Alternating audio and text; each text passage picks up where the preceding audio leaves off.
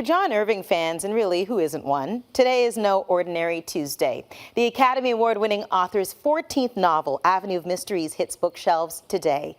I had the absolute pleasure of being invited into Irving's personal writing space, a gorgeous room lined with dozens of personal photos. It's also home to the Oscar that John won for The Cider House Rules. We sat down for a chat about the new book, his career, and why he writes the last page first. Here in my hands, I hold novel number 14, Avenue of Mysteries. How did this become a novel?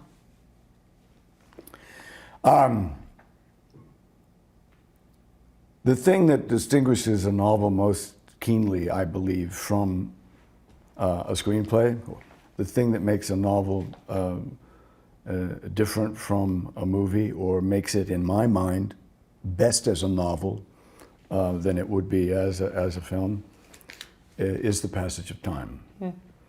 And earlier drafts of this story in the screenplay form entailed only the Mexican part of this novel, only the part of this novel that describes Juan Diego's life as a 14-year-old, born and growing up in Mexico with his 13-year-old sister, Lupe. But I always thought, because of a very rash promise that the 14-year-old boy makes to a draft dodger in the town of Oaxaca, a kid running away from the war in Vietnam, he promises this boy that if something happens to him, that he, Juan Diego, will take the trip that the draft dodger believes he should take to the Philippines to pay respects to his dead father, one of the many American soldiers in that vast cemetery in Manila. And for as many years as Avenue of Mysteries was only a screenplay about those children in Mexico, I thought, well, if it were a novel, I'd begin it 30, 40 years later, when that boy is now 54, looks 64, feels 74, and he's finally making good on the promise he made to that hippie in a bathtub. And hence the two stories. Yes. The Juan Diego at 14, the Juan Diego at 54. Yes. What was that like to write as you kind of meander between both? I think that is the part of this novel that not only I enjoyed most in the writing of, but it's the part of the novel that I think best demonstrates whatever craft I have as a novelist. The back and forth of this story, the fact that we learn about Juan Diego's life on these parallel tracks, that his life as a 14-year-old in Oaxaca and 40 years later as a 54-year-old man going to the Philippines on this sentimental or journey from the heart, making good on a childhood promise. The parallelism of those stories was always what interested me. I thought that's what keeps a reader or an audience moving. You get used to the back and forth. And I needed only to give to the older Juan Diego a heart condition and a medication that would make his tendency to live more vividly in the past than he lives in the present, to kind of exacerbate that problem, to enhance it. Every time he nods asleep, which beta blockers for his heart will make him do, every time he closes his eyes, he's 14, he's back in Mexico.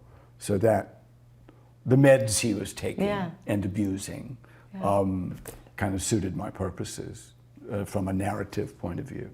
As we chat about novel number 14, can we go back to one of your earlier novels? Can we go back to Garp in 78? Because I think about your literary life and how it's changed and the journey thus far, where you're catapulted into this best-selling household name, seemingly, well, not overnight, but seemingly overnight, and so it goes. And here we are all these years later, and you're still doing what you do. Yes, the success of that novel, which was a fourth novel, so it didn't feel like much of an overnight To you. success to me. I had spent the writing of 4 novels, teaching English and coaching wrestling full time, and never expecting that my writing would ever be self-supporting. And it didn't become so until that 4th novel. Isn't that the greatest, though, when you don't expect? Well, I think it was a good break for me. I wouldn't have said so, namely that it was a good break during the writing of those first 4 novels. when I wished many times I had more time to write those novels than I had, and that I didn't have these other full-time jobs. But I think it did me a world of good, actually, to be a lot older and more experienced as a novelist when that success happened, so that I've never devalued it. It's always meant a huge amount to me that I can be a so-called full-time writer, because I lived through the writing of 4 novels when I wasn't. It was not a first novel success. How long did it take you to write Avenue of Mysteries? I began that novel, as I seem now driven to begin every novel, with the ending, with the last sentence. Not every collision course comes as a surprise. I wrote that sentence and much of that last chapter on Christmas Eve 2011. Finished the novel in December of 2014, preternaturally fast for me. But as I've said, the Mexican part of that story had long been written in screenplay form, and adapting the screenplay as a novel is a much easier process and a more organic or natural process than adapting a novel as a screenplay.